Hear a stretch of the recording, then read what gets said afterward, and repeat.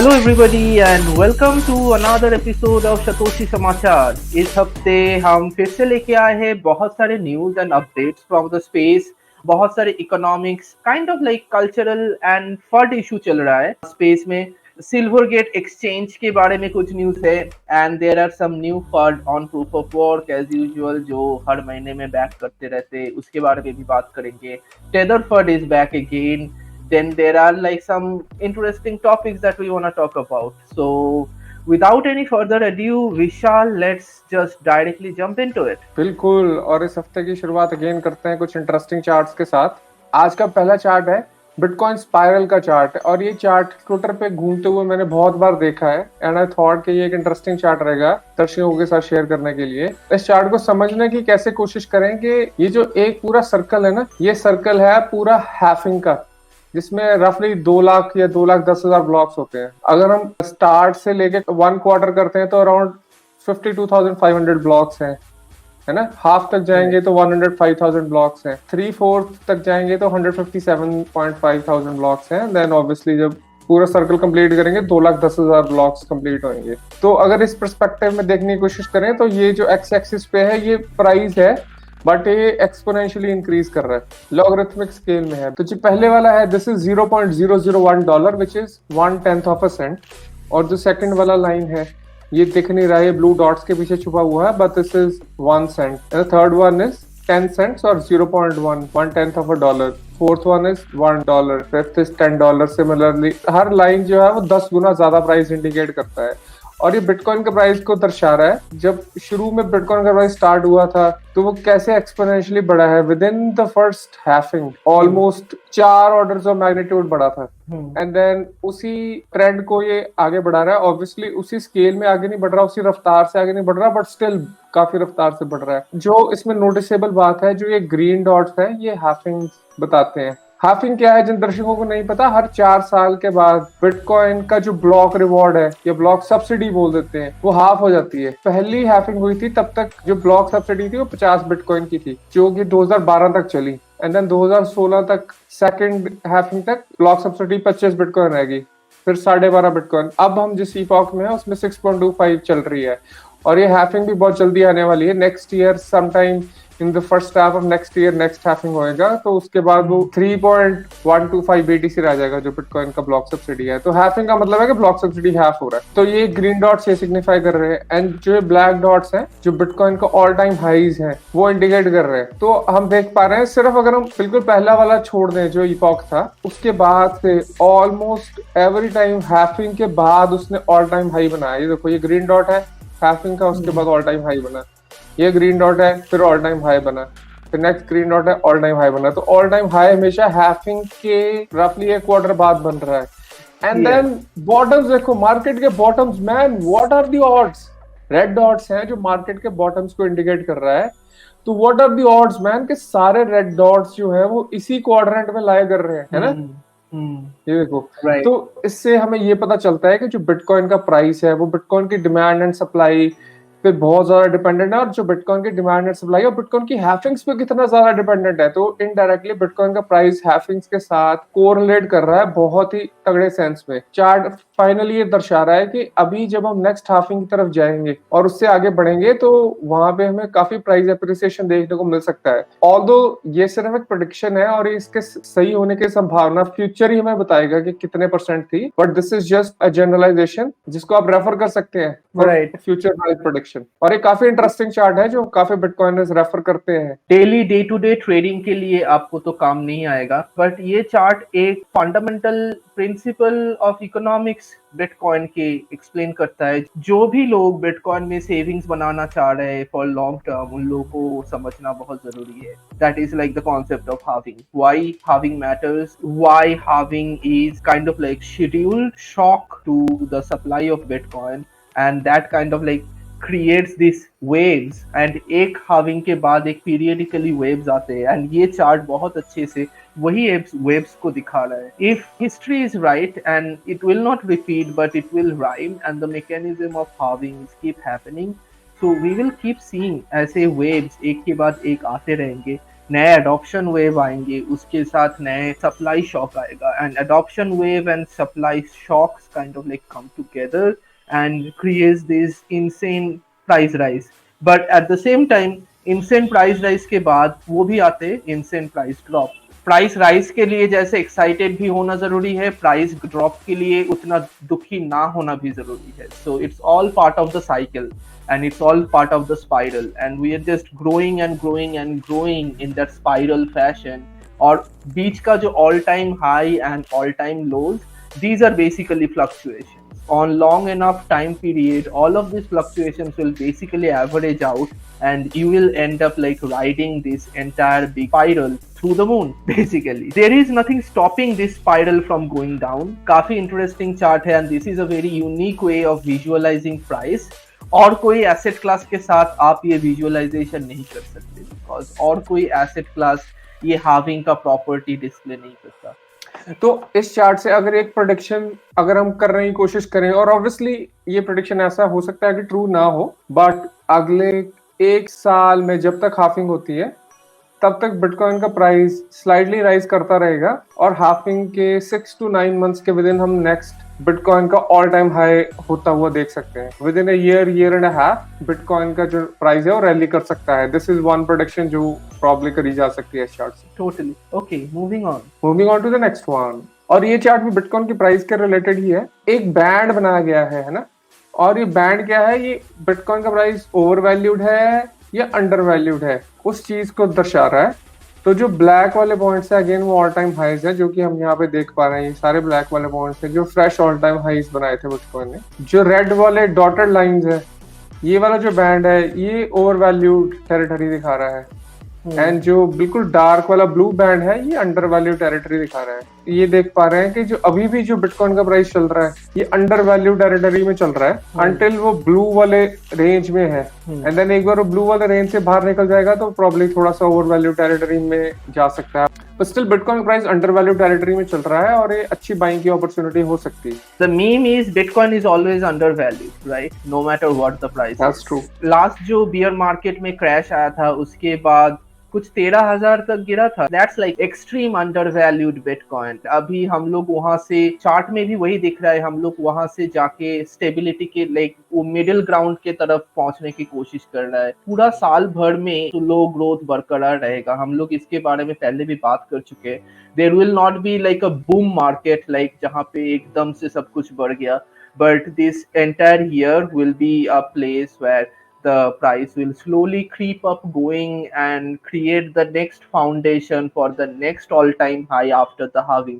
अगर halving आता है अगले साल की start में, so we can expect by end of next year we should be looking for the next phase of all time high, and ये पूरा साल वही फेज का सेटअप बनेगा धीरे धीरे. So this is a very good time to accumulate. बिल्कुल agreed. और मैं यहाँ पे एक ना छोटा सा फिलोसॉफिकल पॉइंट बोलना चाहता हूँ, और ये है कि बिटकॉइन की कम्युनिटी में बोलते हैं 1 Bitcoin is equal to 1 Bitcoin या 1 sat is equal to 1 sat. और इसका मतलब ये होता है कि आपके पास अगर एक बिटकॉइन पड़ा है या एक सतोशी पड़ा है, उसका वैल्यू हमेशा एक सतोशी रहेगा, नो मैटर उसका जो डॉलर में वैल्यू है वो क्या है. तो एक टाइम पे वो वैल्यू चढ़ा हुआ हो सकता है, एक टाइम पे वैल्यू थोड़ा सा गिरा हुआ हो सकता है, बट आपको ये समझना पड़ेगा कि बिटकॉइन एक ऐसा एसेट है जिसकी सेल्फ कस्टडी आपके पास रखनी बहुत आसान है. तो अगर एक बिटकॉइन की कस्टडी आपके हाथ में पड़ी है तो हो सकता है कि थोड़े टाइम के लिए प्राइस फ्लक्चुएट करे और प्राइस उसका नीचे आया हो, बट श्योर इनफ के नेक्स्ट हैपनिंग के बाद आपको पता है कि उसका प्राइस दोबारा से फिर ऊपर चला जाएगा. बट लेट्स से कि आपने हमारा प्रोग्राम देखा या आपने बिटकॉइन का चार्ट देखा, आपने एनालाइज करा कि प्राइस नीचे जाने वाला है, आपने बिटकॉइन सेल कर दिया, आपने स्टेबल कॉइन ले लिया लूना जैसा, और उस स्टेबल कॉइन गया क्रैश कर गया, जीरो पे चला गया और आपके सारे पैसे गए. तो कहने का मतलब ये है कि आप बहुत ज्यादा रिस्की इन्वेस्टमेंट्स बिटकॉइन की स्पेस में मत करें. और स्टेबल कॉइन्स पे बैठना अपने आप में एक रिस्की बेट है, बिकॉज जो स्टेबल कॉइन्स है वो सारी सेंट्रलाइज्ड कंपनीज होती हैं. उनमें से कौन सी कंपनी कब बैंकरप्ट हो जाएगी किसी को नहीं पता. बिटकॉइन के प्राइस की एप्रिसिएशन में प्रॉफिट डॉलर में या रुपीज में बुक करने की बजाय अगर आप सिर्फ बिटकॉइन में भी लॉन्ग टर्म बैठे रहेंगे तो सूनर और लेटर जो आपके गेन्स हैं वो आपके पास डॉलर या रुपी टर्म्स में वापस आ जाएंगे, और आपका एक जो बिटकॉइन आपके पास पड़ा है या एक सतोशी पड़ा है वो हमेशा आपके पास ही पड़ा रहेगा। तो ये चीज को हमेशा ध्यान रखना अपने बैक ऑफ द माइंड जरूरी है, और बिटकॉइनर इसीलिए बार बार बात बोलते रहते हैं कि 1 Bitcoin is equal to 1 Bitcoin. Totally. That should be the mindset of anybody investing into this. Don't run for the ROI, don't run for the dollar return. Keep your number up in terms of sats. Like how much sats you have, that number should always go up, and that's eventually give you the return. And if we are right about all this, if you are going towards that hyper Bitcoinized world, एक time पे एक bitcoin का price एक bitcoin ही होगा, and you will be pricing it by bulk of land और something. This dollar, this other currencies will be coming. Let's move on to the next one. और Lyn Alden ने chart share करा था इस हफ्ते, तो इसमें हम 2 चार्ट आपको दिखाएंगे। तो पहला चार्ट है जो यूएस की गवर्नमेंट का डेट है हेल्ड बाय द पब्लिक, और ये चार्ट है जनवरी 26 2015 का चार्ट है। ये ध्यान रखिए 2015 का चार्ट है। तो 2015 में जो प्रोजेक्टेड दिखाया गया था वो चार्ट कुछ ऐसे जा रहा था। एंड देन अभी हम नेक्स्ट चार्ट को रेफर करते हैं, और ये देखिए और ये चार्ट है 2023 का अपडेट, और इसमें प्रोजेक्टेड ने एक्सपोनेंशियल ग्रोथ पकड़ ली है। लिन एल्डन की भी नजर बहुत तेज है, उन्होंने ये चेंज नोटिस करा, और आई एम श्योर ये जो डेटा या चार्ट है ये ट्रेजरीज डिपार्टमेंट का इशू डेटा है। It's like they have projected also exponential, like they are kind of expecting officially exponential growth of this debt. Correct, because हमने पहले एपिसोड्स में भी इसके बारे में बात करी है कि जो फॉरेन सेंट्रल बैंक्स और फॉरेन इंस्टीट्यूशंस हैं वो यूएस की ट्रेजरीज को सेल कर रहे हैं। हमने उसके चार्ट्स भी आपके साथ शेयर करे थे। तो मे भी उसी चीज के रिगार्डिंग ये अपडेट ट्रेजरी डिपार्टमेंट इशू करा है कि क्योंकि अभी फॉरेन सेंट्रल बैंक्स उनकी ट्रेजरीज पे बैठना पसंद नहीं कर रहे हैं, तो वो किसी को तो वो खरीदना पड़ेगा ना वो वाला डेट, और this public means held by the domestic US public. They are not even like trying to pretend ki we will handle the situation. They are saying like, yeah, that's how disaster looks like, and that's our official outlook for our monetary policy is like disaster. And कितना अच्छे से exponential बना है, मतलब एक ही e to the power x वाले chart को plot कर दो, वहां पे जो आएगा वही बना दिया है। ओके, ठीक है।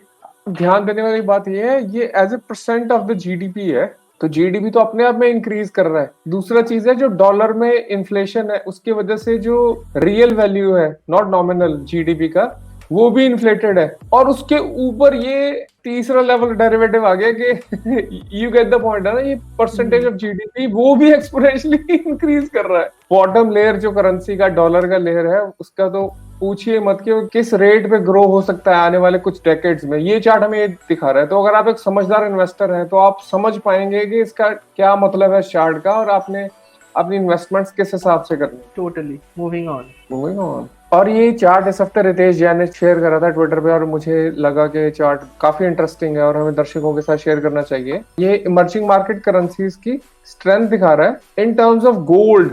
ऑलराइट, गोल्ड उन करेंसीज में कितना मूव करा है अपने ऑल टाइम हाई से, ये बता रहा है। तो गोल्ड का वैल्यू अपने ऑल टाइम हाई से कितना मूव करा है in the emerging market currencies. तो रितेश जैन बोल रहे हैं simple way of analysing the weakest and strongest emerging markets whenever gold prices are further away from all time highs are the strongest and vice versa। मतलब gold का price अपने all time high से जितना दूर चल रहा है किसी करेंसी से, उसका मतलब है वो करेंसी उतनी ही स्ट्रॉन्ग है इस टाइम पे। तो हम देखेंगे तो स्ट्रॉन्गेस्ट टाइम पे इमर्जिंग मार्केट करेंसी चल रही है वो है Russian rouble, similarly Mexican pesos, Brazil की करेंसी, चाइनीज युआन, ये सम ऑफ द स्ट्रॉन्गेस्ट करेंसी है इस टाइम पे। और वीकेस्ट चल रही है ARS अर्जेंटीनियन पेसो, जो हमें पता ही है कि इसमें इन्फ्लेशन 95% चल रहा है रिसेंट फिगर्स। और सिमिलरली इजिप्ट की, म्यांमार, इंडियन रुपी यहाँ पे घूम रहा है, one of the most weakest currencies. तो ये काफी एक इंटरेस्टिंग चार्ट था जो हमें स्ट्रेंथ दिखा रहा है रिलेटिवली ऑफ ऑल करेंसीज। और इसका ये भी मतलब हो सकता है कि उन करेंसीज में जो इंटरेस्ट रेट्स लोकली चल रहे हैं और इन्फ्लेशन क्या चल रही है उसी के बेसिस पे स्ट्रेंथ डिटरमाइन कर रहा है। हमें पता है मैक्सिको में फॉर एग्जांपल इंटरेस्ट रेट्स काफी हाई चल रहे हैं, इसीलिए वो करेंसी का स्ट्रेंथ बरकरार है। और एज यू सेड के जैसे इन्फ्लेशन सबसे ज्यादा हाई अर्जेंटीना में चल रहा है out of all emerging markets, तो इसीलिए उनका करेंसी सबसे वीकेस्ट है। राइट, या this is a good interesting chart of like taking a reverse lens of looking at the currency strength. ये जो बाकी करेंसीज है Russian rouble and Chinese yuan, they seems to be taking in the strong position in the world. Let's move on to the next one. और ये एक chart है Baltic dry index का, और जिन दर्शकों को नहीं पता उनको बता देते हैं। तो ये ड्राई कंटेनर शिपिंग रहता है, उनके रेट्स क्या चल रहे हैं उसके हिसाब से रहता है। हम इस चार्ट में देख पा रहे हैं कि जनवरी ऑफ 2021 से लेके पूरा 2021 में ही इन्फ्लेशन काफी बढ़ा था, और उसका वन ऑफ द रीजन यही था कि जो बाल्टिक ड्राई के जो प्राइसेस थे वो अराउंड 1000 या $1500 के आसपास चल रहे थे, और वो बढ़ के 10-12 हजार डॉलर के आसपास पहुंच गए। तो काफी तगड़ा ग्रोथ आया था, और उसके बाद से बाल्टिक ड्राई इंडेक्स ने 2022 के स्टार्टिंग से ही ऑलमोस्ट डिक्लाइन स्टार्ट करा है, और इस टाइम पे वो ऑलमोस्ट उसी प्राइस पे आ गया है जो जब कोरोना क्राइसिस हुआ था उस टाइम पे जो बाल्टिक ड्राई इंडेक्स के प्राइसेस चल रहे थे उस पे आया। तो ये एक रिसेशन का बड़ा इंडिकेटर होता है। जब बाल्टिक ड्राई इंडेक्स के प्राइसेस नीचे जाते हैं उसका मतलब ये है कि शिप्स खड़ी हुई हैं, कंटेनर्स खाली पड़े हैं, और कोई उनको हायर नहीं कर रहा, बिकॉज किसी के पास सामान है ही नहीं सेंड करने के लिए।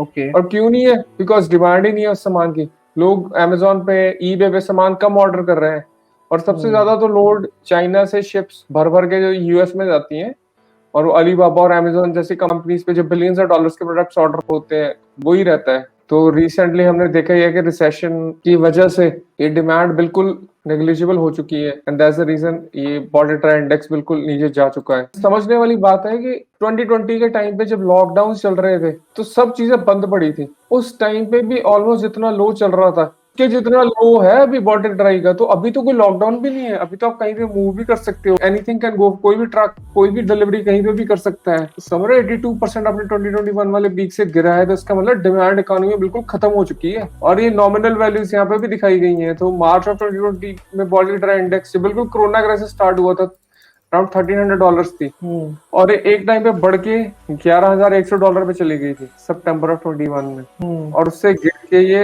$1900 पे आ गई। 82% डिक्लाइन फ्रॉम इट्स पीक, जो कि एक डायरेक्ट रिसेशन का सिग्नल है। और ये हमें बता रहा है रिसेशन ये नहीं है कि आने वाला है, रिसेशन आ चुका है और रिसेशन के बीच में इस टाइम पे, ये बता रहा है चार्ट। राइट, या and we have been like talking about it for few weeks also कि रिसेशन के बारे में, एंड ये रिसेशन का आउटलुक पूरा 2023 में कैसे होने वाला है अभी तक तो क्लियर नहीं है। अभी तक तो ये भी पता नहीं है कि और कौन कौन क्या क्या चीजें फटने वाला है। In general the writings are on the wall and the trends तो आ चुके हैं, एंड मार्केट में हीट भी काफी दिख रहा है। द टेक्निकल ले ऑफ, लोगों का जॉब जाना, eight the same time the entire market kind of like slow down. काफी चिंता करने वाली चीज तो है, but at the same time ऐसे सिचुएशन में हम लोग बस सेफ्टी पकड़ के कवर लेके एक जगह बैठने के अलावा और कुछ ज्यादा कर भी नहीं सकते, and hope that the storm passes and hope that we survive through the thing.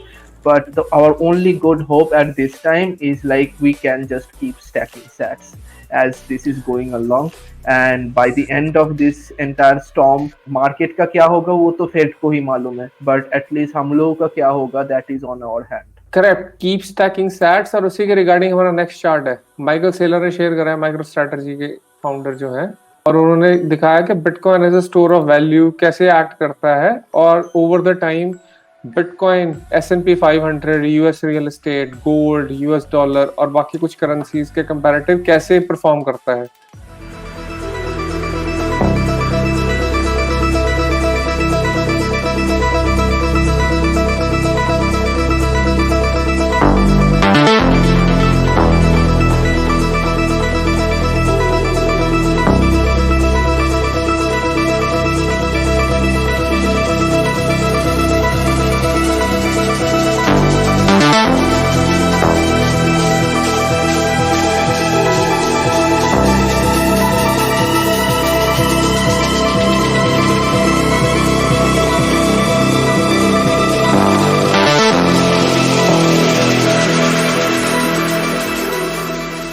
तो आप ये नोटिस करिए कि ये चार्ट जो है ये 2017 से स्टार्ट हो रहा है, somewhere in the middle of 2017, और 2017 से लेके सिर्फ 2023 तक देखिए इसके एंड में मतलब क्या हालत है कि S&P जो 500 है उसने 95% अपनी वैल्यू लूज करती है। In terms of bitcoin, US dollar ने अपनी 98% रफली वैल्यू लूज कर दी है। नाइजीरियन नायरा ने भी सिमिलरली 98% से ज्यादा वैल्यू लूज करती है। और टर्किश लिरा और अर्जेंटीनियन पेसो का तो कोई हाल ही नहीं है। मतलब 99.8% अर्जेंटीनियन पेसो ने अपनी वैल्यू लूज करती है सिर्फ 6 साल में in terms of bitcoin. Bitcoin कितना तगड़ा स्टोर ऑफ वैल्यू है वो आपको इस चार्ट से पता चल रहा है कि कोई एसेट, दुनिया भर का एसेट ऐसा नहीं है जो बिटकॉइन को आउट परफॉर्म कर पाया है पिछले एक डेकेड में। टोटली ये चार्ट बहुत अच्छे से ये दिखा रहा है कि हम लोग जनरली बिटकॉइन का प्राइस डॉलर के अगेंस्ट में पेस्ट करते हैं, राइट? तो हम लोगों को दिखता है कि बिटकॉइन कैसे फ्लक्चुएट कर रहा है। यहाँ पे लाइक फिएट करेंसीज का प्राइस बिटकॉइन के अगेंस्ट में प्लॉट किया गया है। तो हमें दिख रहा है कि बिटकॉइन को स्टेबल माना जाता है, लाइक 1 बिटकॉइन इज 1 बिटकॉइन। तो फिएट करेंसीज कैसे फ्लक्चुएट कर रहा है, and the overall trend is forever down down down and down. वो जो इंटरनल जिगलिंग होते हैं, कभी ऊपर जा रहे कभी नीचे जा रहे, those are like the short term market phenomena, right? But if you look at the overall trend, it's like continuously going down. बिल्कुल। और ये नोटिस करने वाली बात है कि जो वाई एक्सिस है वो ऑर्डर्स ऑफ मैग्नीट्यूड से नीचे जा रही है, मतलब 10 गुना सीधा, मतलब 100 से 10, 10 से 1, 1 से 0.1। तो मतलब कि अगर यहाँ से यहाँ तक कोई चीज गिरी है तो उसने 90% अपनी वैल्यू लूज कर दी है। तो 2017 के मिड से लेके 2018 तक की ये सारे एसेट्स ने अपनी 90% वैल्यू लूज करती थी। ये नोटिस करने वाली बात है, मैन रियलाइज नहीं करता बंदा ये, राइट? एंड देन 10 से यहाँ तक और 90%, यहाँ से लेके यहाँ तक 99% ड्रॉप है। दिस हैपनिंग, एंड ये हो रहा है और ये तो होता रहेगा और हम इसके बारे में बात करते रहेंगे। तो और आज के बाद अगर आपको कोई बोलेगा कि बिटकॉइन एक स्टोर ऑफ वैल्यू नहीं है तो उनके साथ आप ये वाला चार्ट शेयर करना मत भूलिए।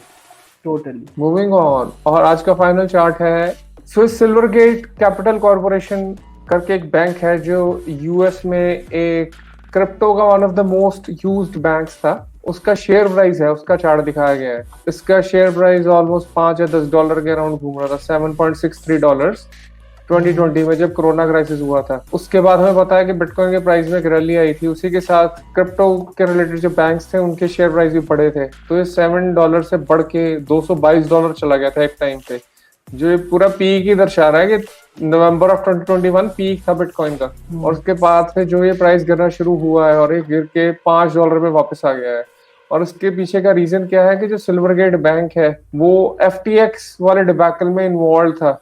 FTX भी अपना जो बैंकिंग था वो सिल्वरगेट के साथ कर रहा था, एंड देन उसी के चक्कर में उनको काफी तगड़े लॉसेस हुए थे। और हमने कुछ थोड़ा बहुत अपने प्रीवियस एपिसोड्स में कवर करा था, बट ये बैंक ने अभी तक बैंकरप्सी डिक्लेयर नहीं करी थी और कुछ ऐसा नहीं लगा था। पर अभी रिसेंटली क्या हुआ कि इन्होंने 10K फाइलिंग करनी होती है SEC के साथ, और वो 10K फाइलिंग इन्होंने इस हफ्ते ये न्यूज आई है कि इन्होंने डिले कर दी है। इन्होंने SEC को बोला है हमें 10K फाइलिंग के लिए थोड़ा और समय चाहिए। और ये स्पेकुलेशन मार्केट में आ रही है कि शायद ये बैंकरप्ट हो चुकी है कंपनी और वो शायद बैंकरप्सी डिक्लेयर कर सकते हैं बहुत जल्दी। ऑल्दो स्पेकुलेशन ही है, बट उनका शेयर प्राइस तो ये दर्शा रहा है कि कुछ तो बिहाइंड द सीन चल रहा है कि जो प्रॉब्लमेटिक हो सकता है। Okay, so this is a bank that is going down in real time right now. Correct. And ये सिल्वरगेट बैंक क्या था, मतलब कहाँ important थे ये? This was serving the exchanges mostly in crypto. That's correct. ये पूरा हमारा नेक्स्ट सेगमेंट ही हम सिल्वरगेट बैंक में कर रहे हैं, तो आइए चलते हैं उस सेगमेंट की तरफ। Let's go. सिल्वरगेट बैंक के बारे में हम लोग थोड़ा डिटेल्स में बात करेंगे कि क्या सिचुएशन है, क्या था सिल्वरगेट बैंक और क्या हुआ है इनके साथ। So Vishal, what we have? तो सिल्वरगेट का जो अपडेट इस हफ्ते आया था, एक तो यही था कि स्टॉक प्राइस उसका नीचे गया है, तो एक अपडेट तो ये था। एंड देन हमें पता है कि सिल्वरगेट का FTX वाले डिबैकल में पूरा इन्वॉल्वमेंट था, और हमें पता है कि काफी क्रिप्टो इंस्टीट्यूशंस जो भी बैंकरप्ट गए थे उनके साथ सिल्वरगेट का इन्वॉल्वमेंट था। बट एक सिल्वरगेट का एक एक्सचेंज नेटवर्क था जिसको सेन बोलते थे। ये Silvergate exchange network inter exchange settlement या इंटो क्रिप्टो कंपनी सेटलमेंट के काम आता था। एकदम से उन्होंने अब्रप्टली इस हफ्ते बंद कर दिया है। तो ये ईमेल उन्होंने सेंड करा था टू देयर क्लाइंट्स। इसमें लिखा है कि Silvergate has made the decision to suspend Silvergate exchange network effective immediately. Unfortunately, we have no additional information to share at this time. एकदम से एक ऐसे नेटवर्क को बंद कर देना काफी डरावना है। अब इसके बारे में और इन्फॉर्मेशन नहीं है, बट यही पता है कि कुछ ऐसा हुआ है। और swan.com के जो फाउंडर है कोरी, उन्होंने ये शेयर करा था, ब्लूमबर्ग का आर्टिकल का लिंक है। Silvergate payment network suspended as bank questions viability. तो इस आर्टिकल में भी ये लिखा है कि जो सेन नेटवर्क है ये एकदम से बंद कर दिया गया है। तो लेट्स सी आने वाले हफ्तों में हमें पता चलेगा कि बिहाइंड द सीन्स क्या चल रहा है। But one thing that we can conclude is जो सिल्वरगेट एक्सचेंज नेटवर्क है ये सारे बड़े कस्टमर्स को सर्व करता था। तो बिटस्टैम्प, सर्कल जो कि यूएसडीसी कॉइन जो इशू करता है, and then Coinbase, Binance.us, Gemini, Genesis जो कि रिसेंटली बैंकरप्ट गई है, पैक्सोस जो कि स्टेबल कॉइन्स का होल्डर रहता है, बिटस्टैम्प, ये सारी बड़ी एक्सचेंजेस हैं या बड़ी क्रिप्टो कंपनीज हैं, सबको केटर करता था Silvergate. Literally billions of dollars का लेन देन था मतलब इन कंपनीज के डिपेंडेंस साथ काफी ज्यादा सिल्वरगेट। था इसके ऊपर। बिल्कुल बिल्कुल। और जो रिसेंट बैंकरप्सीज हुई है क्रिप्टो कंपनीज की, उसी का ही डायरेक्ट कोरिलेशन है जो सिल्वरगेट बैंक में ये सारे प्रॉब्लम चल रही हैं। जेनेसिस इज ऑलरेडी गॉन, जिसके ऊपर ऑलरेडी डिबेकल चल रहे थे। Genesis and is then gone, Genesis ने बैंकरप्सी डिक्लेयर कर दिया है। एंड देन जेमिनी अर्न के जो कस्टमर्स के $900 मिलियन हैं, वो भी जेनेसिस के पास हेल्ड थे। तो जेमिनी का भी बोलते हैं जिन्होंने GUSD कॉइन इशू करा हुआ था, जो डॉलर का स्टेबल कॉइन था, वो भी थ्रू सिल्वरगेट बैंक ही करा था। तो उसका भी आई एम श्योर जेमिनी से कुछ स्टेटमेंट हमें मिलेगा आने वाले वीक्स में। तो again each one of these companies had significant involvement with Silvergate exchange network. तो इस नेटवर्क के बंद होने से हमें बस आने वाले हफ्तों में पता चलेगा कि और क्या क्या प्रॉब्लम्स आ सकती हैं, किन किन प्रोडक्ट्स में आएंगी, पर इन कंपनीज के कुछ सर्टेन प्रोडक्ट्स पर डेफिनेटली आ सकती है। and the tweet is also saying that Coinbase is conveniently down for maintenance. Who's next? So true. आइए इसी के रिगार्डिंग एक वीडियो भी देखते हैं। I warned you about this stock in November, and it's down 75% since then. I told you Silvergate, one of the most influential banks in the crypto industry, could drag down the entire system after details emerged about its dealing with FTX and BlockFi. Then in January, when they lost $1 billion, I sounded the alarm again. They were in a liquidity crisis and forced to dump assets to meet withdrawal demands. This week, the bank announced it would miss a deadline to file their annual report because the company's financials and internal controls may not be reliable. What a disaster. Silvergate also said they might not even be able to stay in business over the next 12 months. When it rains, it pours. What a dumpster fire. Soon after the news broke, the majority of Silvergate's clients, Coinbase, Circle, Crypto.com, Galaxy, Gemini, made announcements of their own that they would suspend doing business. तो as mentioned towards the end of the video, कुछ major clients जैसे Coinbase, Circle, Crypto.com, Galaxy और Gemini, इन्होंने statements issue करे हैं कि ये Silvergate के साथ अपनी सारी डीलिंग्स को विद इमीडिएट इफेक्ट बंद कर रहे हैं। But again when billions of dollars का डीलिंग हो रहा होता है, तो आई एम श्योर कुछ ना कुछ बिहाइंड द क्लोजेट कुछ सीन रहेगा जो आने वाले टाइम में पता चलेगा कि क्या प्रॉब्लम्स है। right. Moving on to the next tweet, ये ओडल का ट्वीट है और उन्होंने ये दिसंबर में ट्वीट करा था जब थोड़ा न्यूज आया था कि सिल्वरगेट के साथ चल रहा है। उन्होंने बोलता bank run on every crypto bank and then bank run on every real bank. और अभी ये बोल रहे हैं bank run are pretty crazy, once there is a loss of trust it is incredibly difficult to stop the run। तो कहने का मतलब है कि जो 3 महीने पहले लॉस ऑफ ट्रस्ट था, उसी का ही हमें रूट्स अभी देखने को मिल रहा है कि वो कंटिन्यू हो रहा है और लिक्विडिटी क्राइसिस में डायरेक्टली जाया जा रहा है सिल्वरगेट बैंक जो है। राइट।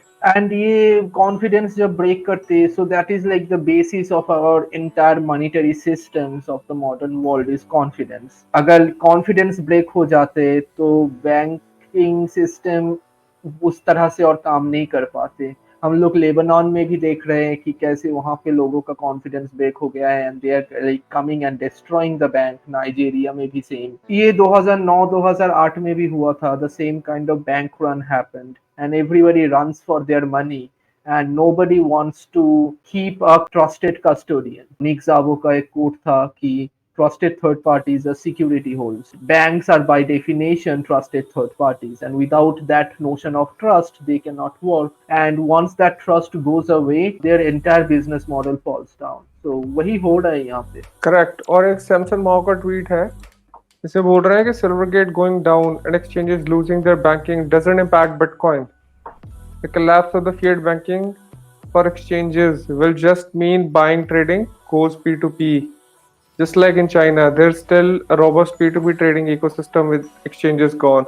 तो कहने का मतलब ये है कि ये जो हमने ऑपरेशन चोक पॉइंट के बारे में बात करी है, ये उसका एक पार्ट हो सकता है कि जो क्रिप्टो की कंपनीज को जो बैंक्स भी सर्व कर रहे हैं, वो अपने पेमेंट रेल्स बंद करने की कोशिश कर रहे हैं और ऐसे बैंक्स को भी दबाया जा सकता है। सैमसन माओ का यही कहना है कि अगर ये बैंक्स बंद भी हो जाएंगे तो बिटकॉइन पे कोई इसका असर नहीं पड़ेगा क्योंकि सारी ट्रेडिंग फिर P2P चली जाएगी। और उन्होंने बोला कि ऐसा ही चाइना में हमें देखने को मिल रहा है कि वहां पे बैंक्स जो है वो सर्व नहीं कर रहे हैं क्रिप्टो कंपनीज को, और वहां पे जो P2P ट्रेडिंग का इकोसिस्टम है वो फल फूल रहा है। Totally. The essence of Bitcoin remains the same. Even if the banking system completely disappears, that doesn't stop Bitcoin from flowing around.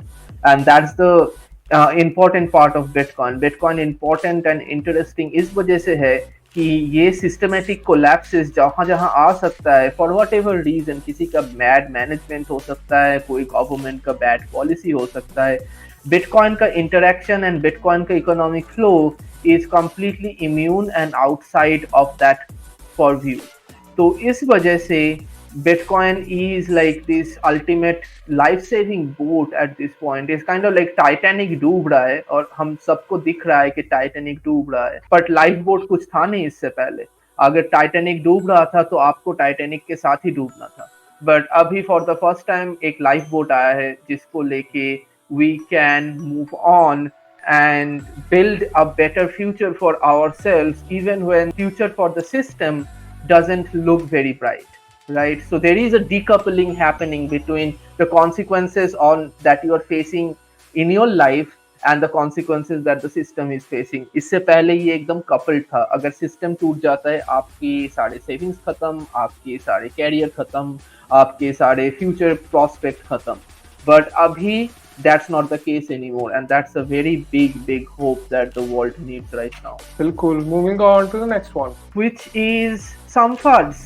बिना फट के क्या मजे, राइट? अगर आप क्रिप्टो में हो, बिटकॉइन में हो काफी सालों में, तो आपको पता है कि तरह तरह की फंड्स आते रहते हैं. कुछ फंड्स इंटरेस्टिंग होते, कुछ फंड्स बोरिंग होते, कुछ funds is like shit coin, they just never die.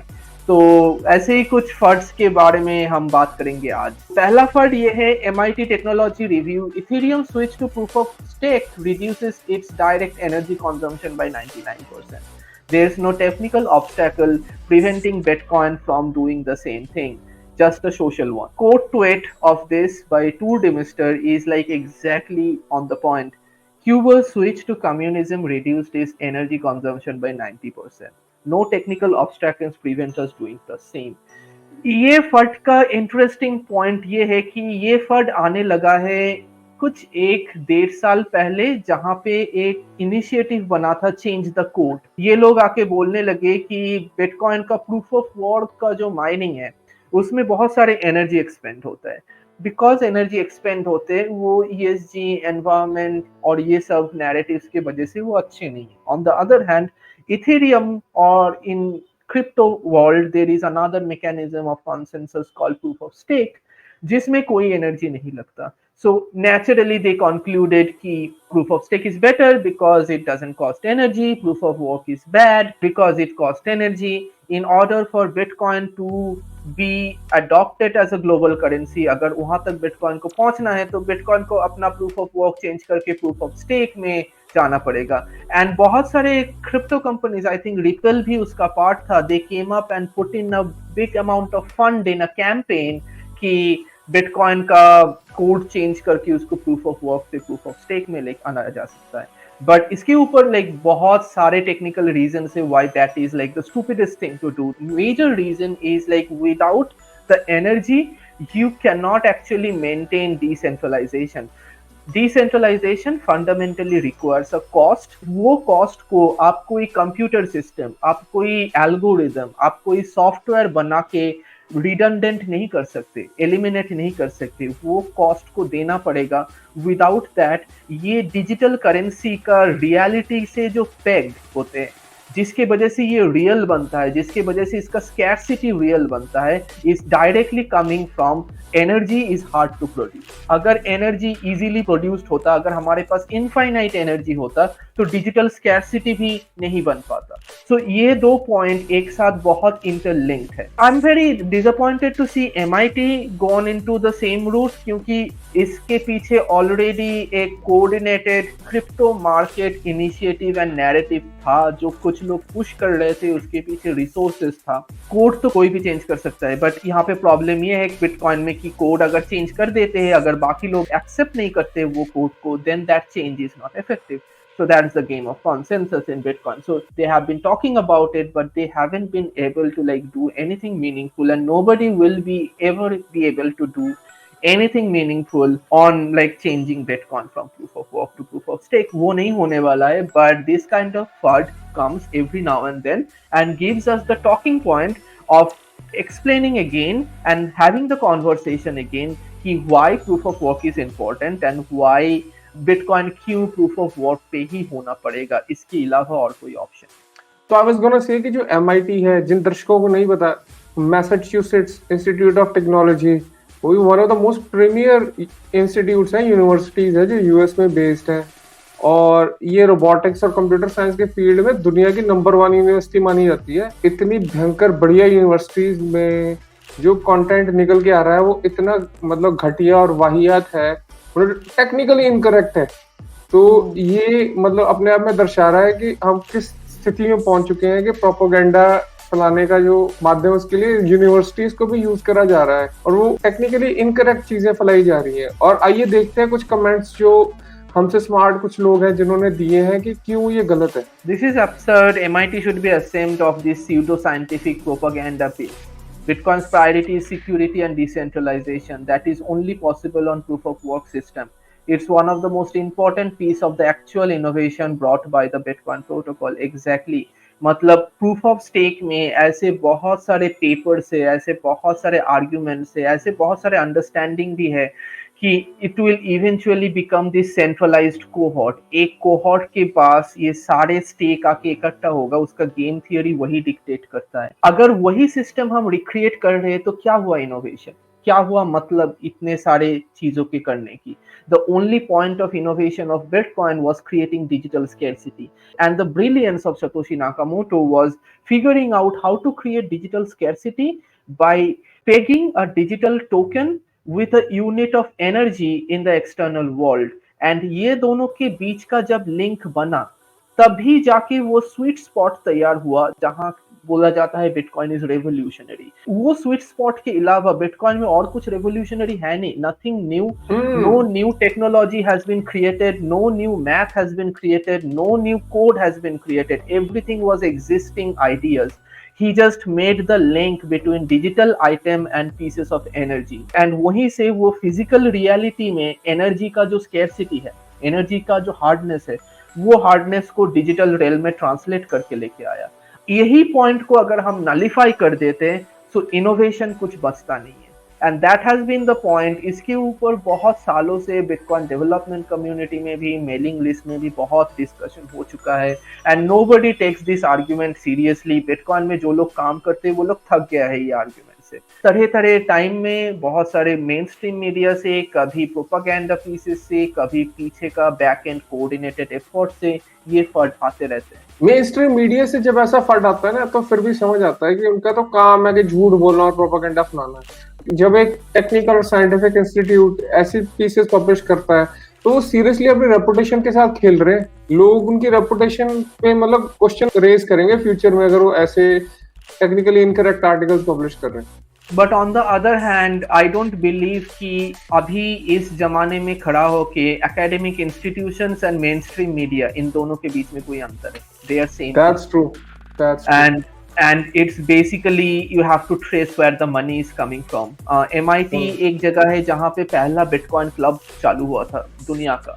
Many of the prolific Bitcoin core contributors came out of that club. अभी नहीं होता है शायद, but 1-2 साल पहले भी they used to organize the Bitcoin Expo, which is one of the most densest Bitcoin technical conferences in the world. But at the same time, it's an institution that has its ties to all the structures of the society. तो वहाँ का जो narratives है, वहाँ का जो incentives है, वो यहाँ पे भी पेनिट्रेट करेगा। और ये सिर्फ बिटकॉइन में नहीं है, ये बहुत बाकी जगह पे भी दिखा जा सकता है। There are podcast where people from the physics department of MIT is coming and telling like how the new form of academia and the funding model is corrupting the way people used to do physics. So academic spirit से बाहर जाके एक business spirit में transform हो रहा है, and ये चारों तरफ से हो रहा है। So I am not at all surprised कि MIT ऐसे कर रहा है, आज नहीं कल करता। And even like MIT, Stanford, Harvard, they are like just big names like Wall Street journals. The mechanism and the way they work and the reason they work are very much similar. बिल्कुल, और इसी को हम बोल देते हैं fiat education. Embarrassing to see MIT publishing Amy Castor, who is citing Cy Alex D. Wires as a source. Bitcoin's proof of work is the innovation that allows decentralization, centralized POS coins, and no coiners making money from lying have nothing honest to contribute here. Makes total बिल्कुल। sense. This has been a disappointing article from MIT Technical Region, and I'm pretty sure like अगर हम लोग इसकी comments को scroll करें, there is like no good comments over there. All of people are either trolling, joking, and all these kind of things. So this is what writings on the walls look like. So when they are wrong, they cannot hide that they are wrong anymore because they are being evaluated publicly in the public space. These are the kind of trends you see in the comment where all the comments are either like direct jokes or memes or rebuttal of the pieces, and nobody takes these kind of pieces seriously. Saifuddin Moving on, Amos, he has like gone another step, and basically हम लोग जो बात में बात कर रहे थे, Saifuddin kind of takes that to the extreme, and the Fiat Academia, वो Fiat Academia के बारे में बहुत बात करते हैं, and University of parasites living off the government inflation, destroying the value of your easy fiat money, would like to destroy your ability to opt out by using hard, honest money by turning it into yet another worthless shitcoin scam. One single big line, and basically he just gasses out everything. सारा What चिट्ठा खोल दिया उनका।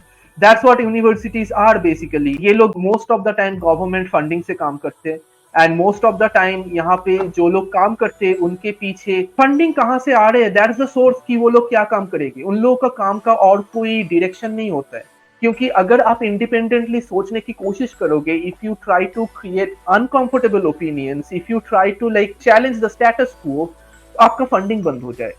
And कौन सा professor चाहते हैं भाई कि उनका फंडिंग बंद हो? उनके भी घर में बीबी बच्चे है, लाइफ चलाना पड़ता है, they have to bring foods in the table. These are the funding models that university management and the government and all of this things comes together, channelize researches in certain direction. ये मैं जब academia में था मैंने भी देखा है इन some form और अदर, जिस वजह से मुझे भी लगा कि academia is not a place to be, academia has lost his soul, and now it has gone to this chronic level where we can see like the elite institutes are not even elite anymore. They are like the propaganda machine. They are just tool for the fiat system to drive whatever narrative, whatever propaganda that they want to drive. Like Fox News और MIT के बीच में और कोई अंतर नहीं बचा. It's disappointing, but it has been happening for a long time.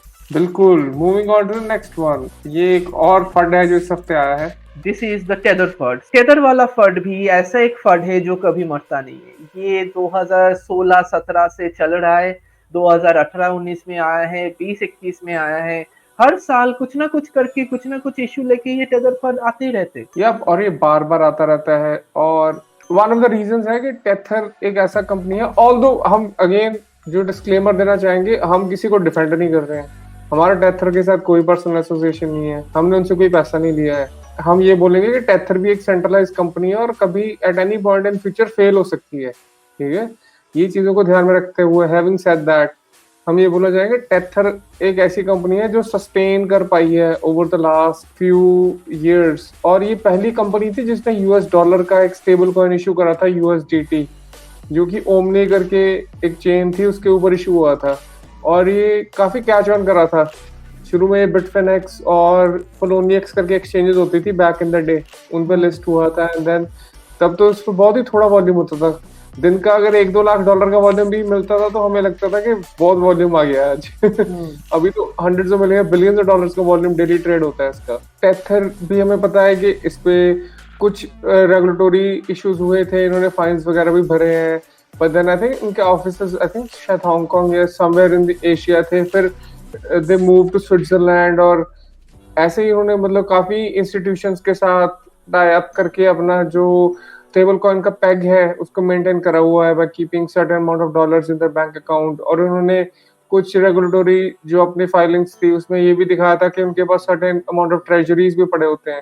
तो कहने का मतलब ये है कि Tether as a company background में श्योर क्रिप्टो कंपनीज में कुछ थोड़ा बहुत रेगुलेटरी सीन चल रहा होता है, उसकी वजह से फाइन भी पड़ती है, but they been able to sustain and they been able to provide a product जिसको लोग पसंद कर रहे हैं. सॉर्ट ऑफ जिन देशों में सोचा हाइपर इन्फ्लेशन आई हुई है, टर्की जैसे देश जो है, वेनेजुएला जैसे देश है, अर्जेंटीना जैसे देश है, वहां पे लोग यूएसडीटी को एक तरह का डॉलर मानते हैं और वो as a right dollar use करते हैं और उसके पेमेंट के लिए भी यूज करते हैं। प्रॉब्लम क्या है कि जो बिटकॉइन है वो भी छोटा बच्चा है, वो बहुत वॉलेटाइल है।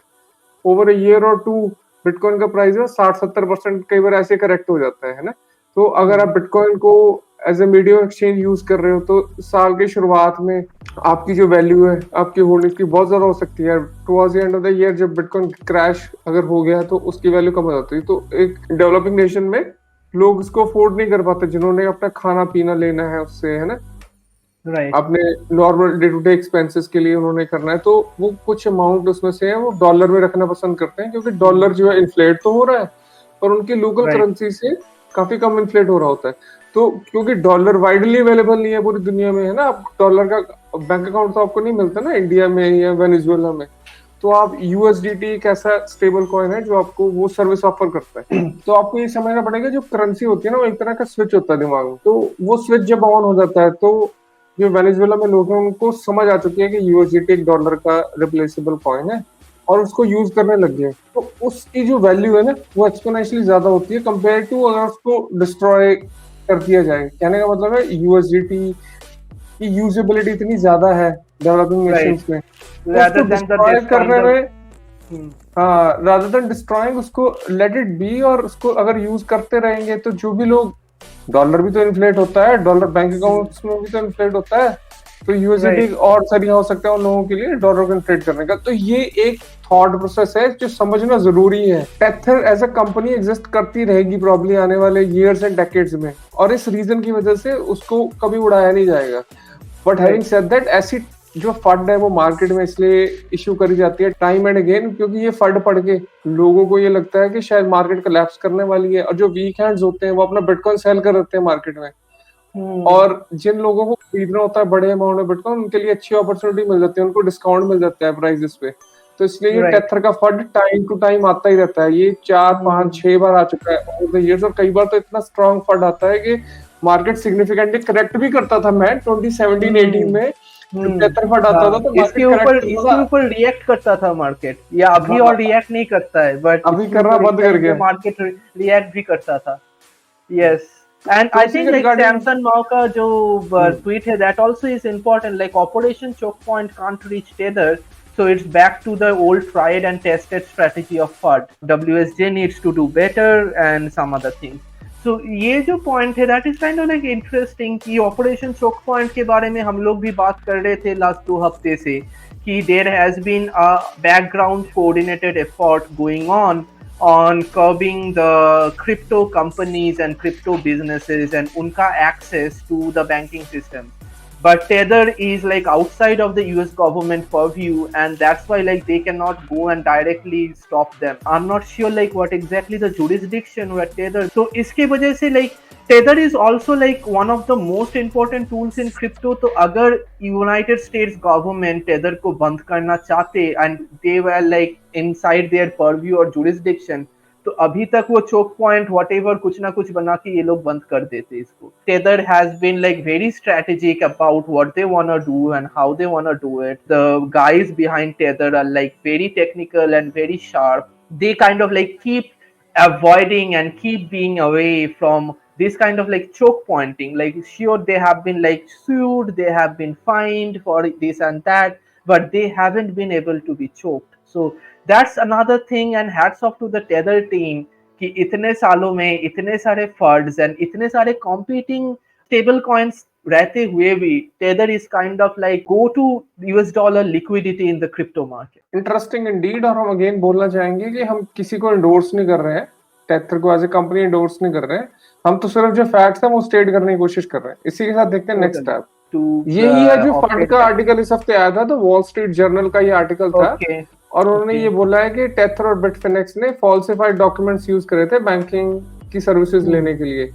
तो हु नोज के बैकग्राउंड में क्या चल रहा था। और वॉल स्ट्रीट जर्नल हमें पता ही है कि फंड तो हर चीज का बिटकॉइन या क्रिप्टो के रिलेटेड वो इशू करते ही रहते हैं। जो टाइम विल टेल ऐसा क्या था, बट ऐसी time and again as you mention हर साल में एक बार तो आती ही है जो एंटी टेथर का न्यूज है ना from the main stream media outlets, और इसका मेन पर्पस यही होता था कि इसकी वजह से बिटकॉइन का प्राइस करेक्ट करता था और लोगों को डिस्काउंट मिल जाता था। Right. जिन्होंने सस्ता बिटकॉइन मार्केट से खरीदने। I want to point out this guy जो दर्शकों को मालूम नहीं है, Bitfinex. And if you remember in 2018, 2019, Bitfinex was the guy who used to like source all the Tether funds, and he Correct. was like in war with Tether. So good to see him, like he's still around, whoever that जिंदा है भाई person अभी तक। is. हाँ, and he is like in his spirit, and अभी भी Tether के पीछे है वो. On the other side, I kind of like find like Tether news and Tether funds very boring and uninteresting at the same time because it doesn't really matter. मतलब Tether गायब हो सकता है 2 दिन में. And Tether is a centralized company, as we have said. It's useful, but at the same time, it's a company that can just disappear. Bitcoin in no form or way is dependent on Tether. आज Tether Correct. नहीं हुआ, कल कुछ और हो जाएगा. Like it's a tool to express US dollar in terms of crypto because there is a need for that.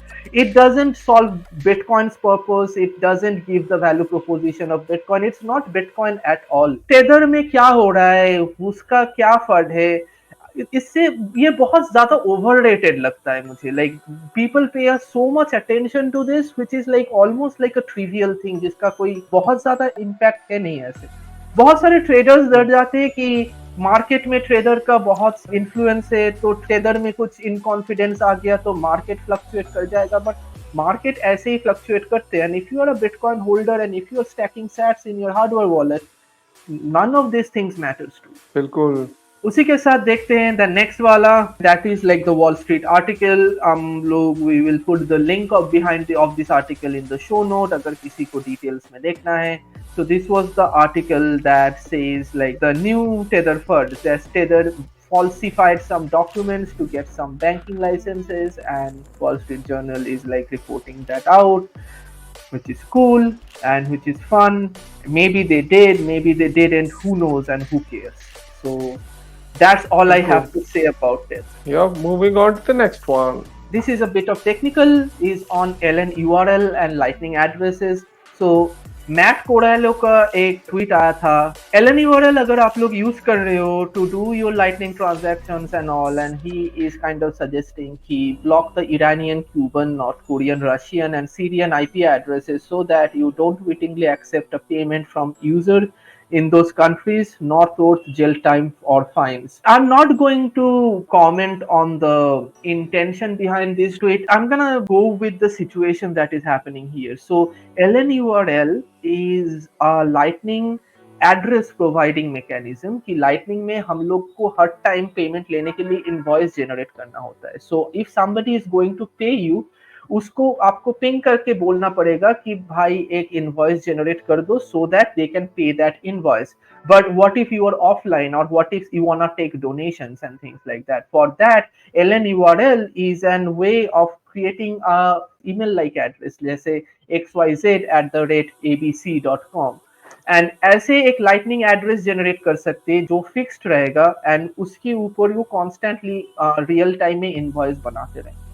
So this is a very big usability step, but the problem is this is centralized in the sense this is a client server model. If you are getting an LNURL address, there is a service provider who is giving you that LNURL address. So what Matt is saying over here, like if you are an LNURL service provider providing services to your customers and you are in United States government, they can theoretically come and charge you for not blocking IP addresses for known sanctioned geolocation. And this is a geopolitical issue.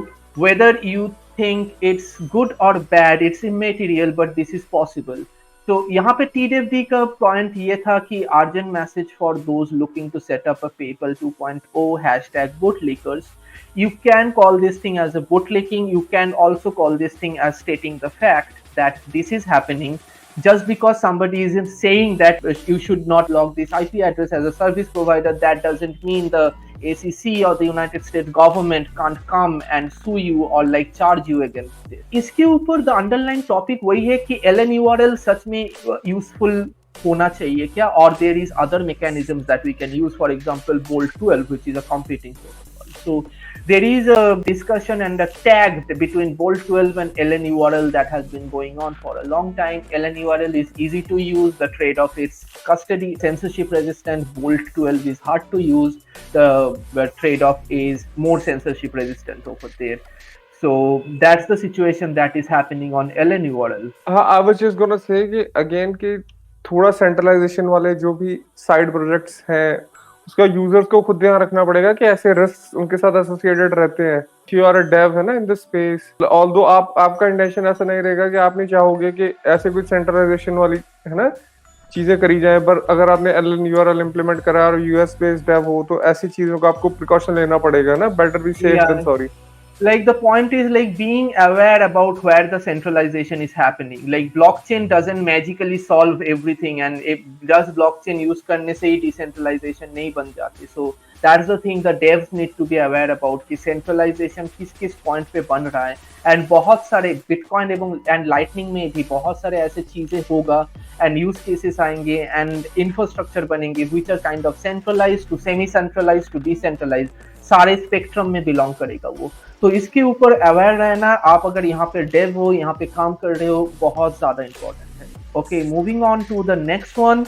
This is another good news from the dev community. Jack is still on top of getting a GitHub on Nostr and he thinks it's possible. Many other people thinks it's possible. बहुत सारे excitement था ये idea के पीछे and I'm pretty sure there are multiple teams in silent who are working in the background to make this possible. And recently Jack made the bounty up from 120 million to 1 billion sats, around 10 BTC. 10 BTC is like कुछ 2 करोड़ रुपए Indian INR में, right? That's the amount of money that you can get by making an implementation of GitHub on Nostr, a working real life implementation on GitHub on Nostr. So अगर कोई देसी engineer and Dave ये सोच रहे and देख रहे, so there is 2 crores you can get by making this product. बहुत सारे स्टार्टअप के वैल्यू प्रोपोजिशन इतने ज्यादा नहीं होते at the starting. This is very good news and Jack is like putting in the energy where it needs to be done. I'm really excited and hopeful that within one or 2 years we will see some kind of like GitHub implementations of Nostr. And ये बहुत ज़्यादा important है in terms of Bitcoin and Bitcoin core, क्योंकि repository का censorship resistance is a very important thing. Right now, the way Bitcoin core works is like it's centralized under the platform of Microsoft, right?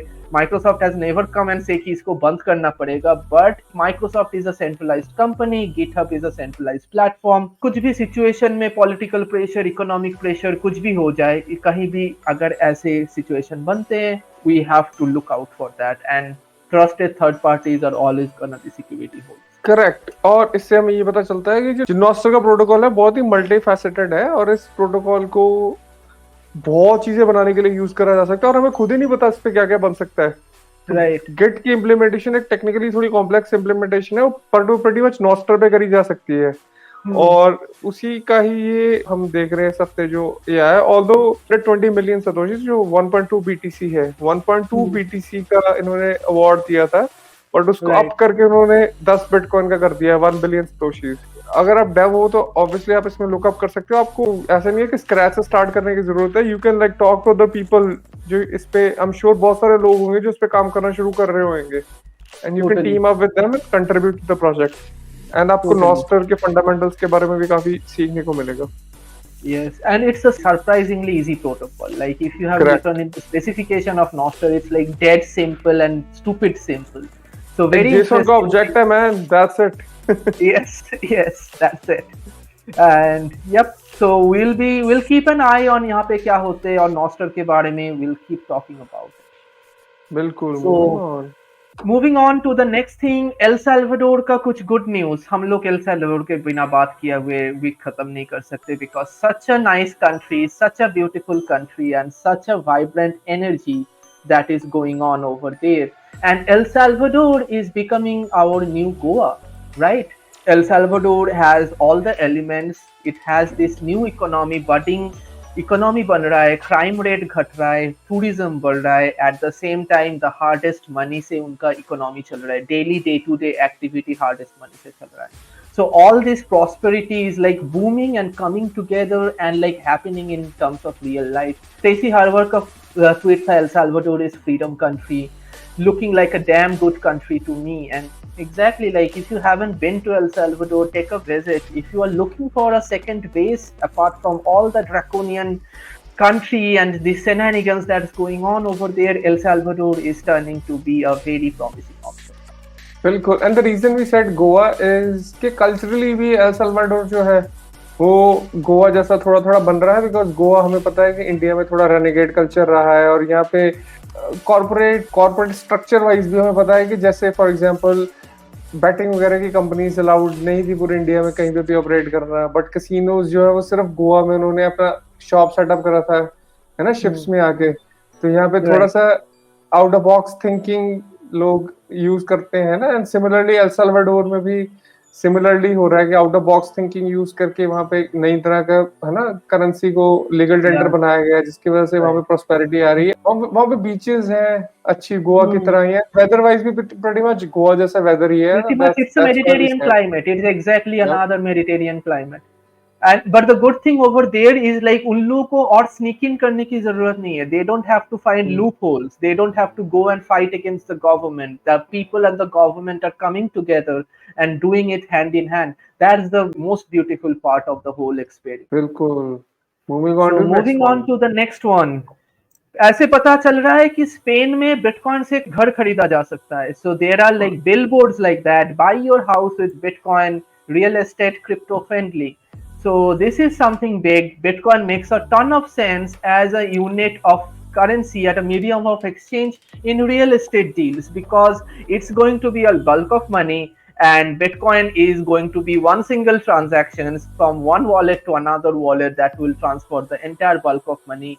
No bank accounts, no legal proceedings, no asking for the bankers ki please mera loan sanction kar do. This is happening, and real estate dealers are looking into this. Real estate dealers are getting onto this trend. Apparently in Spain this is a real trend right now. Bitcoin Archive का भी एक news था कि Spain has the most number of properties for sale accepting Bitcoin or crypto. So Spain में apparently 289 properties are listed which you can buy with Bitcoin. Thailand 227, Portugal 130. So the writings are on the wall. People will keep finding ways of like using Bitcoin to do whatever the trade they want to do. वो आलू मूली बेचना भी हो सकता है, real estate बेचना भी हो सकता है, and eventually we are getting there slowly and steadily. बिल्कुल. और मैं बोलूंगा इसी को जियोग्राफिक आर्बिट्राज भी बोल देते हैं.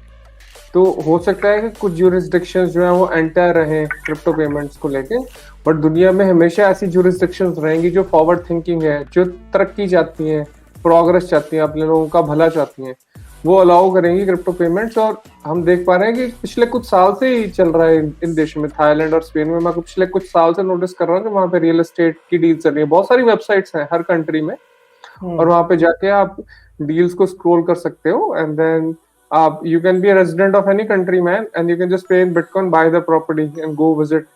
तो ये काफी एक अच्छा अपॉर्चुनिटी है अगर आप out of country property bye करना चाहते हो. एंड देन ये भी ऑब्वियसली कि आप बिटकॉइन से पे कर सकते हो, अपने आप में बहुत बड़ी बात है. Totally. And hope more such things comes up in future, and हम इसके बारे में फिर से बातें करते रहेंगे. Next one is again on Nostr. This is on the statistics on Nostr. In near 2 weeks after Lightning integration, so Nostr में अभी Lightning integration बन गया है जिसको बोलते हैं Zap. So it's like Twitter. अगर किसी का पोस्ट आपको पसंद आया, you can zap them. You can zap 1 sats, 2 sats, 3 sats, 4 sats, जितना भी हो सके, जितना भी मन करता है आपको वो ट्वीट के लिए. You can zap them, and there are 30 million plus sats via 6,000 transactions per day, and that is like almost like लोग like जैसा zap कर रहा है. and ये ट्रेडिशनल बैंकिंग सिस्टम में टेक्निकली इम्पॉसिबल है. मतलब you cannot do it with the tech in traditional system. It's just not possible. This is where Bitcoin and Lightning Network comes in and does something that wasn't possible before. This kind of like social micro payment system. and this kind of like value to value network. Just by making a good tweet or making a good article, you can get a lot of zaps, right? And that's actual value, that's actual sats that you are getting in your wallet. You can use it to buy food, you can use it to buy stuffs in the market. So this is something really good, and दर्शकों को ये वाले website भी खोल के दिखाना चाहेंगे कि नॉस्टर्स का real time statistics, right? So daily active users ऐसे बढ़ रहा है. This has been from 2022 1231. So 31st दिसंबर से लेके आज तक कुछ 4-5 महीने का ही डेटा है. And we can see like daily active users was spiking and then it's going for a steady growth. Weekly active users again एक spike हुआ था जहां पे नॉस्टर लेके बहुत बात चल रहा था एक 3-4 हफ्ते पहले around mid of February, and now there is a constant stable growth. Daily new users, constant stable growth. Total users, constant growth. Daily profile events published में भी growth दिख रहा है. And all these charts are going to the right top corner, right? And that's a good sign about any kind of systems and user statistics. आप ये site में जाके ये चार्ट फॉलो कर सकते हैं. Total zaps, like look at the total zaps. It's like going almost not linear, exponentially. And the total zap kind of came in around mid of February, and उसके बाद से it took off in the exponential rally. And people are liking zaps a lot. Like जिन लोगों को zap मिल रहा है उन लोगों को मजा आ रहा है, और वही zap फिर उन लोग किसी और को दे रहा है. So it's a circular thing. You are getting zap and you are sending the zap back again. And people are having a lot of fun doing this in Nostr. So if you are not in Nostr, get into it. The way we're getting into it कि web client में snot.social and get LB का extension के साथ, Android में Iris and iPhone में Damus, right? These are the 3 apps. Whatever your platform, Nostr is usable right now. It's ready, it's real, it's out there, and people are having fun. So get onto it as soon as you can. बिल्कुल. Zaps के regarding I was gonna say कि as राज mentioned के जो micro payments हैं वो possible ही नहीं है banking system के थ्रू. अगर आपने किसी का अच्छा पोस्ट पे अगर आपने लेट्स से 10 सेंट देने हैं ना या 50 सेंट्स देने हैं, तो आप सोचो उसमें कितनी हैसल है बैंकिंग सिस्टम के थ्रू सेम पेमेंट करने में. जबकि यहाँ पे लोग छोटी पेमेंट्स कर रहे हैं, और जो बंदा पोस्ट कर रहा है, जैसे मैंने देखा लिन एल्डन का एक आर्टिकल था, उस पे 10 मिलियन सैट्स तो जैक ने दिए हुए थे, और भी मतलब काफी थे उसमें. तो मतलब शी मेड $300-400 इजीली, है ना, on her post, just one single post. एक आर्टिकल उन्होंने लिखा था.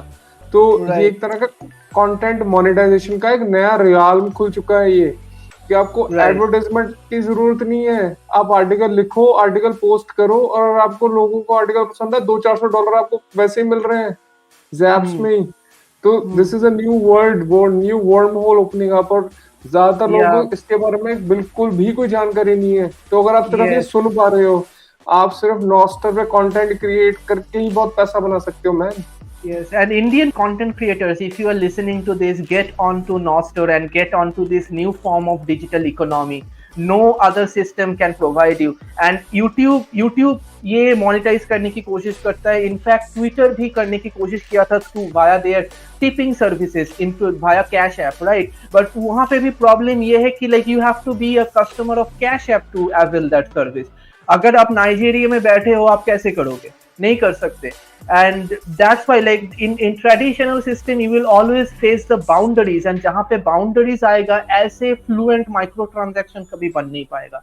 And that's why Lightning Network comes in. It just shatters that boundary. No matter where you are, no matter who you are, no matter what is your identity, you can take part on this digital global economy, and this is entirely for the content creator, by the content creator. So this is something really big, and I'm pretty sure in 2-3 years this is going to go to places, and this is going to create a new kind of jobs and new kind of social media that we haven't seen before. बिल्कुल. So moving on to our last segment, book of the week. And इस हफ्ते हमारे पास है The Creature from the Jekyll Island. If you haven't read this book, this is one of the seminal pieces on the treatise of economics and the history of economics. It's like science के जैसे history होते, ये इस साल में वो हुआ था, उस साल में वो हुआ था, ये वैसे टाइप का ही history है on economics. And this explains what is the Federal Reserve, how it was created, why it was created, and if you read this book and आपको अगर गुस्सा नहीं आता है, आपको अगर देख के लगता है कि this doesn't seems like a fair democratic system, then you are right. That's the entire point of the book, to tell the history of how this was created and what kind of purpose incentive was behind the creation of the Federal Reserve. And it was created by few elites of the world from both England and America at the same time. It wasn't a US thing. That was like the most interesting part of the story. It wasn't only an US thing. England was heavily involved in the process, and they wanted to create an institute that is outside of the purview of the public government, and it's a kind of like a private institute, right? Federal Reserve का अभी भी vote नहीं होता. It's not under the Congress. It's its own entity in its own, and they wanted to create it to stabilize a lot of internal monetary and business transactions around the around the world. And these are the few powerful people who were like controlling most of the businesses on the early 20th century, 1907, 1905 उस time का, and then came together in a Jekyll Island in a nice resort, and in 1 week they talked and conceptualized Federal Reserve. So बहुत अच्छा book है, heavily recommended for anybody who is interested in Bitcoin, Austrian economics, to go through this rabbit hole. बिल्कुल, bitcoin की दुनिया में जो लोग हैं उनके लिए तो मस्ट रीड ही है ऑलमोस्ट। और ये बुक, पहली बात ये वेल रिटन बुक है और इसको पढ़ के बड़ा मजा आता है। मतलब इसको ऐसे लिखा गया है स्टोरी जैसा एक्साइटमेंट, स्टोरी जैसा बिल्कुल इंड्यूस करता है एक्साइटमेंट। एंड देन बुक का जो पहला हाफ है ना वो थोड़ा सा स्लो है, पर तो अगर आप बुक अगर पढ़ना शुरू करें आप 20-30% इन, आप बोलो यार मजा नहीं आ रहा, तो अब मैं ये रिकमेंड करूंगा कि पढ़ते रहिए, क्योंकि बुक का जो सेकंड हाफ है ना वो मजेदार है मैन, बहुत ही ज्यादा मतलब एक्शन पैक्ड है जो सेकंड हाफ है। एंड देन जो एडवर्ड ग्रिफिन के ऑथर हैं, इनका नाम नीचे लिखा है, ये भी काफी बढ़िया इंसान है इन हिमसेल्फ, और आप इनके कुछ वैसे जनरल यूट्यूब पे जाके वीडियोस भी देख सकते हैं जी एडवर्ड ग्रिफिन के। और वो आज के जमाने में जो चल रहा है, बुक काफी पुरानी लिखी हुई है, आई थिंक 1994 की लिखी हुई है बुक ये। और ये आज की जो मैक्रो इकोनॉमिक सिचुएशंस है उसके बारे में ये वीडियोस इनका यूट्यूब पे आता रहता है, तो आप वो भी देख सकते हैं। बट ये बुक तो आप डेफिनेटली पढ़िए, और अगर आपको ऑडियो बुक इसका मिल सकता है तो आप ऑडियो बुक भी ट्राई कर सकते हैं। Totally. Moving on to tweet of the week. The best course of action is to focus your effort on things that will make your abuser toothless. Bitcoin, P2P communication, supporting your local farmers and ranchers, and building a strong community.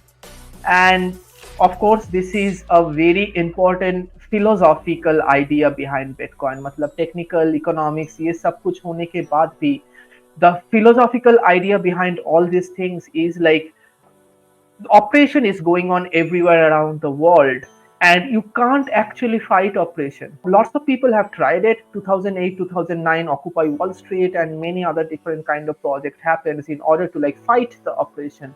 But as it stands, its operation can't be fought with. Oppression can be worked around. If there is an oppressor, get something that your oppressor becomes toothless. Your oppressor, you don't need your oppressor anymore. It's not like fighting your oppressor. It's like being self-sovereign and being so redundant that you don't need the oppressed system to survive anymore. So the point is like whenever there is an oppressor, instead of fighting the oppressor or the fighting the oppression, we build systems. We create our systems in such a way we don't need the oppressed system anymore. We can build our own parallel system and live in peace. And Bitcoin, उसमें सिर्फ technology नहीं, you also need to need your society. You also need to need your community, local farmer, local economy, local grocery stores. You all have to come together in order to build this community. So that's a beautiful tweet from Marty Bent.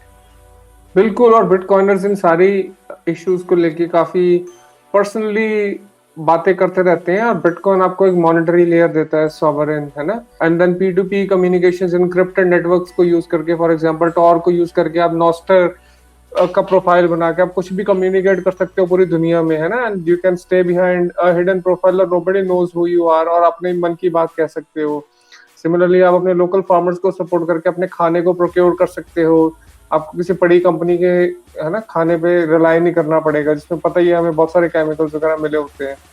And then अपने आसपास की strong community को maintain करके आप अपने societal और cultural values को आगे लेके जा सकते हो. This is all you need man. इन्हीं चीजों पे डिपेंड करके जो ये बड़े gargantuous है ना, मेगलोमैनियक फ्रिकिंग कॉर्पोरेशंस बनी हुई है, जो मिडलमैन बन जाती है हर चीज में, जो बड़े बैंक्स या बड़ी इंस्टीट्यूशंस हैं, हमें उनकी जरूरत नहीं है. अब टेक्नोलॉजी ने वो सारी चीजें पॉसिबल करती हैं कि इंस्टीट्यूशंस के बिना हम अपने रोजमर्रा की हर चीज ऑलमोस्ट कर सकते हैं. Totally. Similarly, we have another tweet that says the difference between fiat and Bitcoin. You work jobs you hate, you buy things you don't need to impress people you don't like, the fiat standard. We work jobs we love, don't buy things we don't need, and talk to people we like. That's the Bitcoin standard. So that's the stark difference between a Bitcoin lifestyle and a fiat lifestyle. And बहुत सारे लोग, including us, हम लोग जो bitcoin पे इतने सालों से काम करने के बाद यही चीज फील करते हैं. It kind of penetrates your work, you end up doing what you love to do. It kind of penetrates your spending habit. You don't feel like spending lot, you don't feel like buying a lot of stuff, buying fancy things. Like you really have to start asking that question, like, do I really need it? Is it worth spending my sats behind that object? And then we talk to the people we like. We are constantly like finding other Bitcoiners, we are constantly building our community, and that's how new work is being evolved, that's how new projects are being created. And every one of us, all the people who are like in part of this community also need that for their own reason.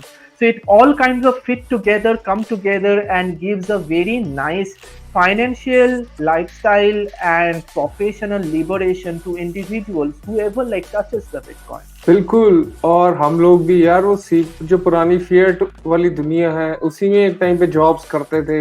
हम भी वो सारी कचरे से निकल के ही इस दुनिया में आए, नई बिटकॉइन वाली दुनिया में. और ये बहुत ही ज्यादा ग्रीन है, और हर जगह मतलब बढ़िया लोग मिलते हैं, हर जगह एक्साइटमेंट वाली, बिल्डिंग वाली पॉजिटिव बातें होती हैं. तो अगर आप साइडलाइन से बैठे हो और फिएट वाली दुनिया छोड़ना चाहते हो तो आ जाओ मैन. क्या सोच रहे हो, है ना? Come to the other side, take the orange pill. Yes yes. And उसी के साथ चलते हमारे meme of the week. Today I learned that tandem clerk and jerk is a thing. It's inspired me not to go to the gym but to turn it into a Bitcoin Noster meme and learn how to animate text in a video. This makes a lot of sense. Like Bitcoin and Noster, two protocol of money and data, come together and create this blast of creator economy, and that we are seeing in real time, जिसके बारे में हम हर week बात करते हैं. आज हमने statistics भी दिखाया, and this kind of fits together, they kind of like complement each other. And this was a really nice meme. This guy is he did text and video animation for first time, and he did a pretty awesome job. Philosophical meme है, और हमें यही बता रहा है कि Nostr, bitcoin के बारे में तो आपने बहुत सुना होगा, पर नॉस्टर भी एक ऐसी चीज है जो मार्केट में बिल्कुल नई नई आई है, और ये जड़ें हिला के रख देगी, है ना? जो भी बड़े बड़े इंस्टीट्यूशंस बैठे हैं जो ऑपरेशन करते हैं, तो इस पे नजर रखिए और इसको इस्तेमाल करके प्रॉफिट कमाइए मैन. नॉस्टर को यूज करके make something out of it. Whatever is your content, make your content on Nostr, and people will zap you. अभी network level उतना ज्यादातर बना नहीं है, but 1-2 साल में बन जाएगा, and you will be the first mover, the first kind of people who created those kind of content in Nostr, and you will have that big follower, and then the zap is like the icing on the top. So very content बनाइए. अगर आप Dave हैं तो कुछ development करिए, उसके ऊपर हजारों तरह के एप्स बनेंगी. सारी ट्रेडिशनल फिएट दुनिया की जो एप्स है वो सारी की सारी नॉस्टर और बिटकॉइन को यूज करके बनेंगी. थिंक फ्रिकिंग उबर मैन. घरों को लिस्ट करने के तरीके, जैसे जैक डोर्सी वो फंड कर रहे हैं गिटहब, हर दुनिया की हर ऐप नॉस्टर और बिटकॉइन को यूज करके बनेगी फ्यूचर में. तो अगर आप डेव हो, इसको सुन रहे हो, बनाओ मैन. अगर आप कंटेंट प्रोड्यूस करना पसंद करो तो करो नॉस्टर प्रोड्यूस मैन. आओ नॉस्टर वाली साइड पे. एकदम. ओके, उसी के साथ खत्म होते हमारे इस हफ्ते के समाचार, and hope you guys had it fun. If you have any suggestions, any topic that you would like us to discuss, please let us know on the comment section, और like comment it on Twitter, DM us, and in any other places. And ऐसे ही और एक समाचार लेके आएंगे हम अगले हफ्ते. Till then, take care, keep stacking sats, and keep living your life. Bye bye. Take care. Bye bye.